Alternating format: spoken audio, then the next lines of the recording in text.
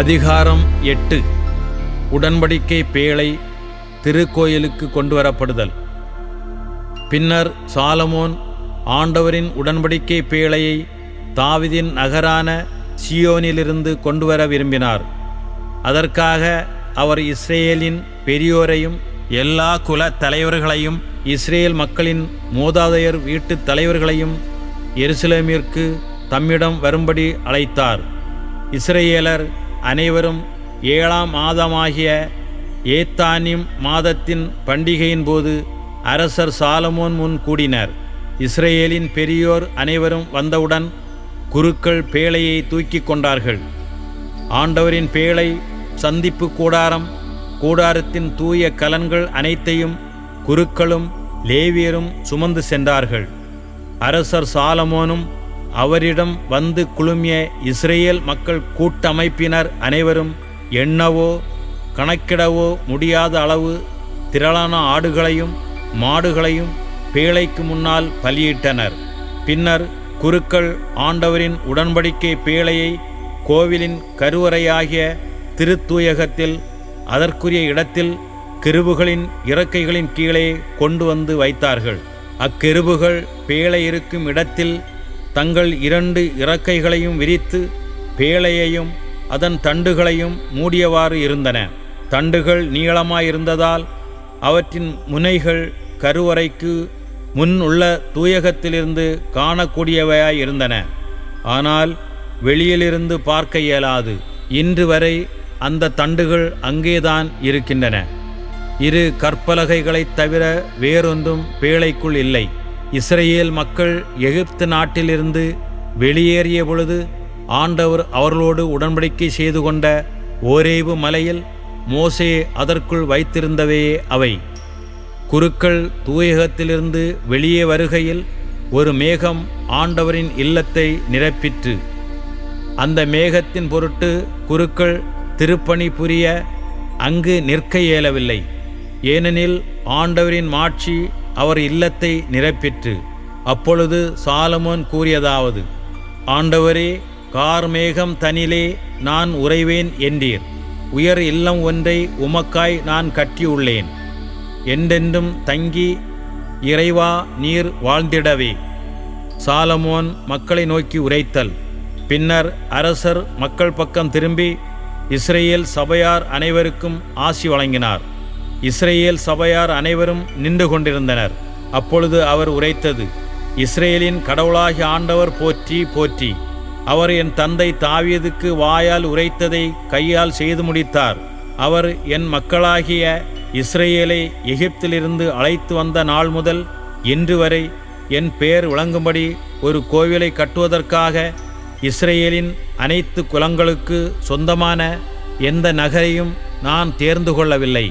ஆனால் தாவீதாகிய உன்னை என் மக்களாகிய இஸ்ரேலை ஆளும்படி தேர்ந்து கொண்டேன் என்றார்.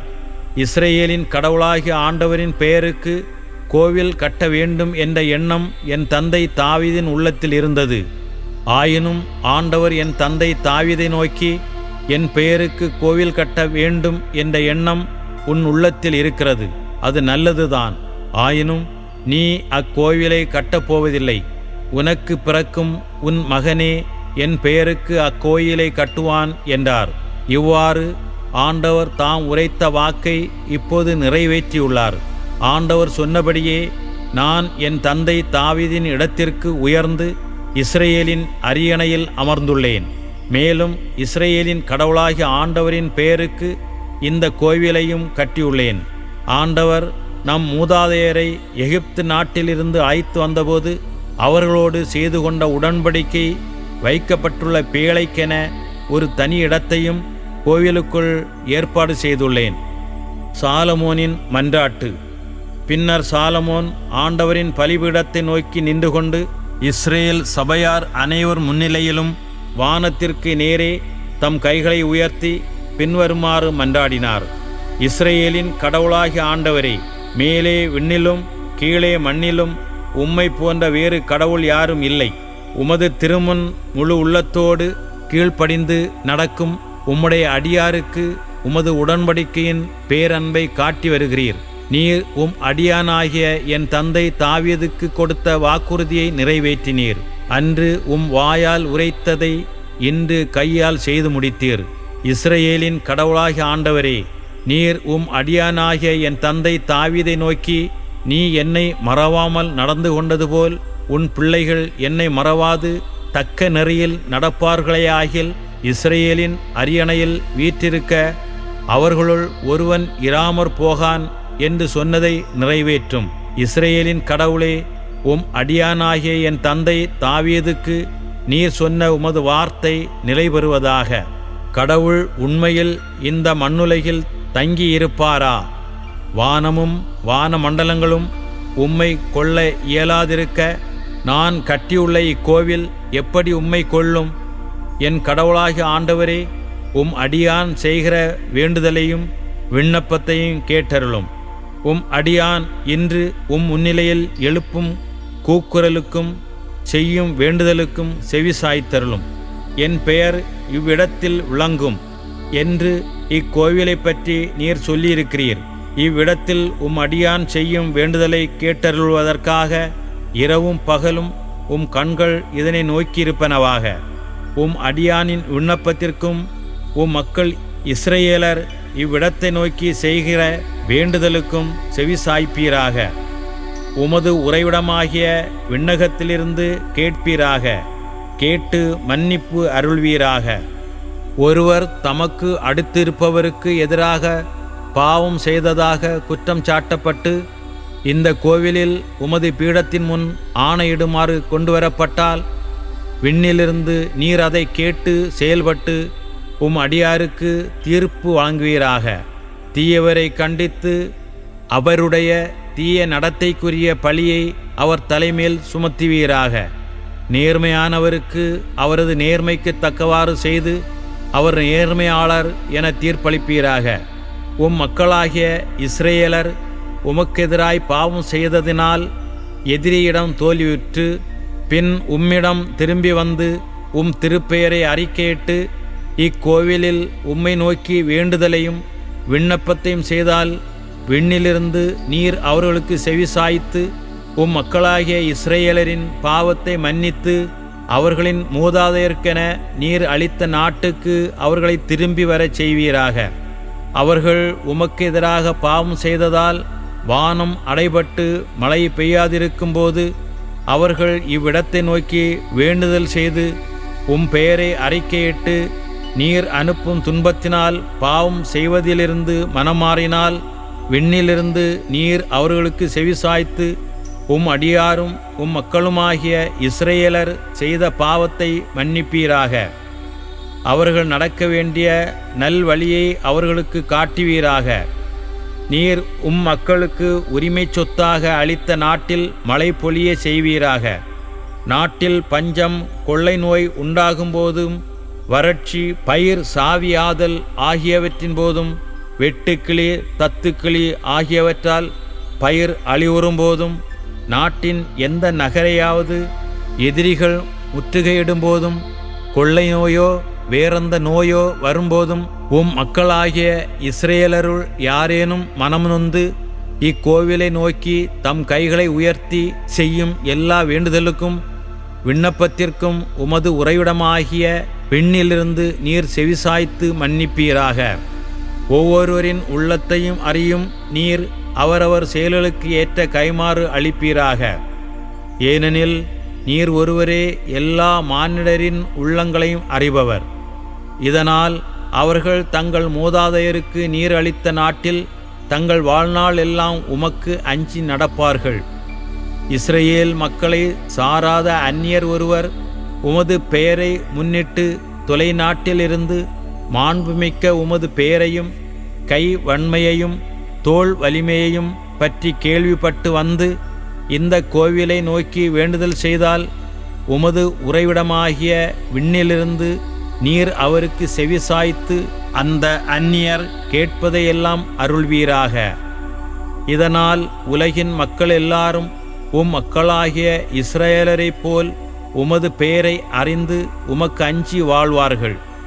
மேலும் நான் எழுப்பியுள்ள இக்கோவிலில் உமது பெயர் போற்றப்படுவதை உணர்வார்கள். உம் மக்கள் தங்கள் பகைவர்களோடு போரிட நீர் காட்டும் எந்த வழியில் செல்லும் பொழுதும் நீர் தேர்ந்து கொண்ட இந்நகரையும் உமது பெயருக்கு நான் கட்டியுள்ள இக்கோவிலையும் நோக்கி ஆண்டவராகிய உம்மிடம் வேண்டினால் விண்ணிலிருந்து நீர் அவர்களுடைய வேண்டுதலுக்கும் விண்ணப்பத்திற்கும் செவிசாய்த்து அவர்களுக்கு நீதி வழங்குவீராக. பாவம் செய்யாத மனிதர் ஒருவரும் இல்லை. அவர்கள் உமக்கு எதிராய் பாவம் செய்தால் நீர் அவர்கள் மேல் சினம் கொண்டு அவர்களை எதிரிகளிடம் ஒப்படைக்க அவர்கள் தொலைவிலோ அருகிலோ இருக்கும் எதிரியின் நாட்டுக்கு கைதிகளாக கொண்டு செல்லப்பட்டால் அப்படி கொண்டு செல்லப்பட்ட நாட்டில் உணர்வு பெற்று மனம் மாறி நாங்கள் பாவம் செய்தோம், நெறி தவறினோம், தீய வழியில் நடந்தோம் என்று விண்ணப்பம் செய்தால் தங்களை கைதிகளாக கொண்டு சென்ற பகைவரின் நாட்டில் தங்கள் முழு உள்ளத்தோடும் முழு மனதோடும் உம்மிடம் திரும்பி வந்து நீர் அவர்கள் மூதாதையருக்கு அளித்த தங்கள் நாட்டையும் நீர் தேர்ந்து கொண்ட இந்நகரையும் உமது பெயருக்கு நான் கட்டியுள்ள இந்த கோவிலையும் நோக்கி நின்று உம்மிடம் வேண்டுதல் செய்தால் உமது உறைவிடமாகிய விண்ணிலிருந்து நீர் அவர்களுடைய வேண்டுதலுக்கும் விண்ணப்பத்திற்கும் செவிசாய்த்து அவர்களுக்கு நீதி வழங்குவீராக. உமக்கு எதிராக பாவம் செய்த உம் மக்களை மன்னிப்பீராக. உமக்கு எதிராக அவர்கள் செய்த எல்லா தவறுகளையும் மன்னிப்பீராக. அவர்களை கைதிகளாக கொண்டு சென்றவர்களின் பார்வையில் நீர் அவர்களுக்கு கருணை காட்டும். இதனால் அவர்களும் உம் மக்களுக்கு கருணை காட்டுவார்களாக. ஏனெனில் அவர்கள் உம்முடையவர்கள், உமது உரிமை சொத்து. அவர்களை எகிப்து என்ற இரும்பு உலைக்களத்தினின்று நீர் அழைத்து வந்தீர். உம் அடியானின் விண்ணப்பத்திற்கும் உம் மக்களாகிய இஸ்ரேலரின் விண்ணப்பத்திற்கும் உம் கண்கள் திறந்திருப்பனவாக. அவர்கள் உம்மை நோக்கி மன்றாடும் போதெல்லாம் நீர் அவர்களுக்கு செவிசாய்ப்பீராக. ஏனெனில் என் தலைவராகிய ஆண்டவரே, நீர் எம் மூதாதையரை எகிப்திலிருந்து அழைத்து வந்தபோது உம் ஊழியர் மோசையை கொண்டு நீர் சொன்னபடியே செய்திருக்கிறீர். உமது உரிமை சொத்தாக இருக்குமாறு உலகின் எல்லா இனத்தவரிடமிருந்து அவர்களை நீர் பிரித்தெடுத்தீர். இவ்வாறு சாலமோன் வானத்தை நோக்கி கைகளை உயர்த்தி முழந்தாளிட்டு ஆண்டவரிடம் இந்த வேண்டுதல் விண்ணப்பத்தை எல்லாம் சொல்லி முடித்தபின் ஆண்டவரது பலிபீடத்தின் முன் எழுந்து நின்றார். மேலும் அவர் இஸ்ரேல் சபையார் அனைவருக்கும் ஆசி வழங்கி உரத்த குரலில் சொன்னது: தாம் வாக்களித்தபடியெல்லாம் தம் மக்களாகிய இஸ்ரேலருக்கு அமைதியை அருளிய ஆண்டவர் போற்றி போற்றி.